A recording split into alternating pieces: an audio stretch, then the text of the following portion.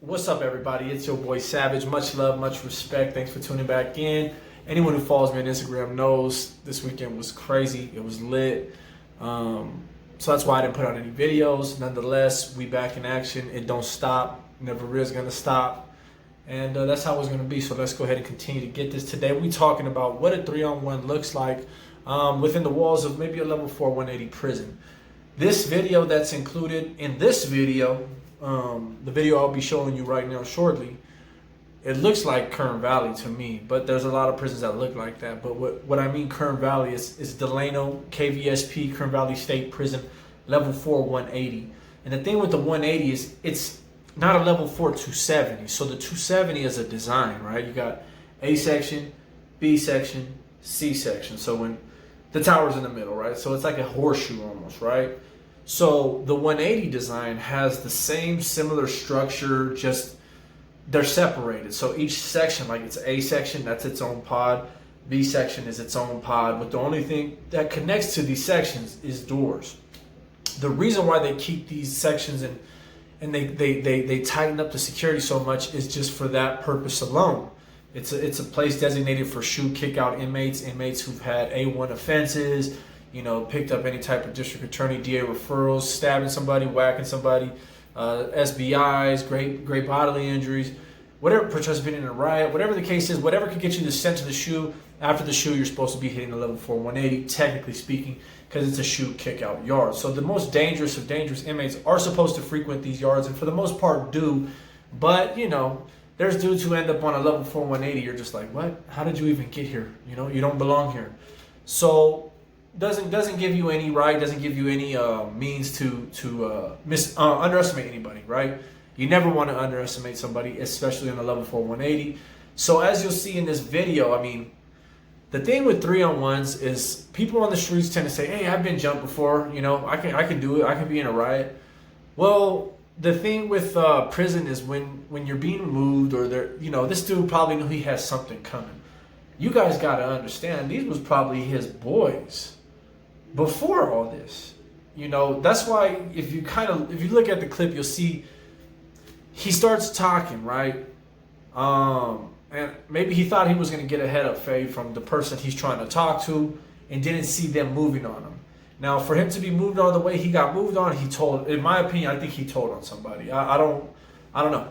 He probably said a little too much and they was disciplining him or whatever, because, you never know. Maybe they was really trying to just remove him off the yard. They don't want him on the yard no more. But they did stop at some point. And you'll say, damn, he stomped his head and kicked him while he's unconscious. Well, that's not uncommon. It's actually more surprising that they stopped. Like they didn't want to get caught. And when you're doing a removal, if you're removing somebody from the yard, if someone's a rat, if they got someone on their paperwork that's got to get them to where they have to go, staying on somebody is kind of that's the prerogative. That's the main priority, is to stay on them until pepper spray, bombs, or whatever. You're not trying to get away. You're trying to mash this individual out, really make them not want to come back, really make them want to just bounce. Not ever come back to the yard and go PC. If he's on GP. But then again, you'll see removals like this on both sides of the fence for whatever reasons. It's just prison being prison. So this 3-on-1, I know it looks really bad to somebody who doesn't know any better. The 3-on-1's going to look bad. And it is bad. Like he got scraped. They scraped his ass. But in the same sense, it just, I don't know, it kind of comes off a little DP-ish, you know what I'm saying? And no, that don't mean what you weirdos think it means. But it just comes off a little, disciplinary type to me, just with my personal opinion. But for those who don't think prison is like, as deadly as it really is, this should be a prime example on exactly how deadly prison can be. For the simple fact, everything around you is just cement, doors, rails, and he's on the second tier, right? In these sections alone, there is no officer inside there with you. So if you saw that, if you happen to ask yourself, okay, well, where's the guards at? Well, why the fuck isn't somebody doing something? Well, I can answer that for you. In a level 4 180 design, officers do not frequent the inside of these pods at all. They will come into the pod. Both of the floor cops will come in and the tower is right above. The tower can see into every single individual pod. Although the pods can't, he's on top, he sees it all. When they run day room, they both come in, the door closes behind them, all the inmates' doors open electronically, you guys come out. Once you guys are right there, the doors close behind you. As soon as that's done, COs say, all right guys, enjoy your day room, and they step outside of the pod, the door closes electronically, they're back in their office. The tower is the only one watching. He watches all the pods. So there's no cops in there, especially not during shower time. So shower time is usually the time where the inmates are locked down. At this moment, I can guarantee you there was either a shift change, maybe getting ready to come up. Maybe it was really early in the morning, only the porters were out. But either way, you can see the program was not up and running quite yet. And even if it was, the cops wouldn't have been in there. So if you look at the video, you can see when they start taking off, they're looking up at the tower. Because the tower's not going to tell you. The tower's going to bust at you. He's just going to shoot at you, especially if he sees multiple people kicking. And when I say when he's going to shoot at you, I'm not saying he's going to shoot the lethal rounds. He's not going to try to kill you. If he sees 3 inmates stomping on another inmate, he's going to shoot with the block gun. That's the rubber round. He's going to shoot with that, try to quell the incident as opposed to try to kill. Now, if inmates are on him and they're making stabbing motions like this, if it's looking real stabby-ish, like an inmate could possibly be getting killed, then I think they might just grab the lethal on your ass and just start busting.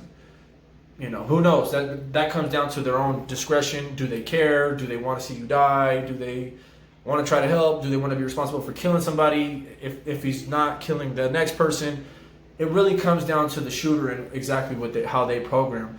And when I was in Kern Valley, we really had laid back tower cops. They were usually older females. They didn't even really care about none of that. So their reactions weren't necessarily the greatest. They were trained to do what they had to do, and they would. But, it's different having like a male cop up there. They just tend to be a little more trigger happy, a little more precise, as opposed to maybe firing off a warning shot. They're going to be trying to aim for your head. And I've been hit with one of those rubber rounds, and man, it hurts. It hurts worse than being punched, it hurts worse than a very good punch by a very solid person. It just really hits you hard, So as you see, that didn't happen. Nothing, no shots were fired, no tear gas, no of those gas grenades were thrown. So that means they got in, did what they had to do, really did what they had to do. This individual, like I said, I just believe he told on somebody. And if he didn't tell on somebody, he stole from somebody. Maybe try to burn somebody on a drug debt or something like that.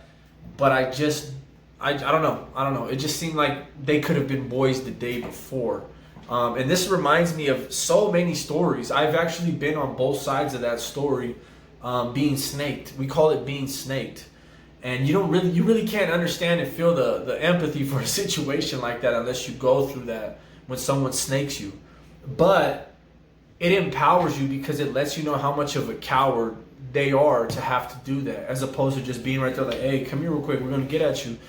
And just giving you a heads up. When they snake you, it sucks. It's not the best. It can be a scary situation. It's actually very terrifying, especially if you don't have hands and you can't defend yourself. You're pretty much screwed. I don't know if you guys see this crack right here. Let me fix this. I literally just put it down today on all these squares, and the one crack has to show itself. But nonetheless, so they attacked the dude, almost probably killed the dude. Who knows if he had brain injury? Who knows if they knocked him out? But whether or not he had that coming is up for you guys to decide. That's prison for you. If you want to gangbang and you want to be a part of something, understand that there's no such thing as actual homies, actual homeboys. They'll have your back. You might find some people that from your neighborhood that'll ride with you against the grain. That's when you know who's your homie is. When you have homies who will go against the grain, I guess. But other than that, everybody comes and goes. You're just playing a chess game. You have no significance. So those could have been his homies. And just like a situation with me, they should have been mine. They could have been mine. And when I did the same thing to other people, that person got caught the exact same way, because that's how orders are given. You're supposed to attack in the most malicious way, the most deceitful way, the most surprising way, to really catch your opponent off guard. You catch them when they just really or not seeing it coming. And nine times out of 10, a real motherfucker doesn't want to believe that the people who would get him are supposed to be the ones he fucks with, which is why since the beginning of time, you can always catch somebody slipping through their friend, but you just never know who's really not your friend. So that's my biggest advice to everybody. Understand this. If you go into anything, you go a part of anything, you go into prison, period, understand you have no homies. Your family is the only people who would not fuck you over. And if they did fuck you over, it's going to be the essence of maybe not writing you letters, sending money to your books. And even if that's what you consider being fucked over, then I guess. But aside that, everybody else in your life will fuck you over. So I hope you guys like this video. I hope you guys can enjoy it. And here it goes. Let's play it. Deuces. There you go. Activities. Oh, he gonna flip him. Get him. Oh, they own him.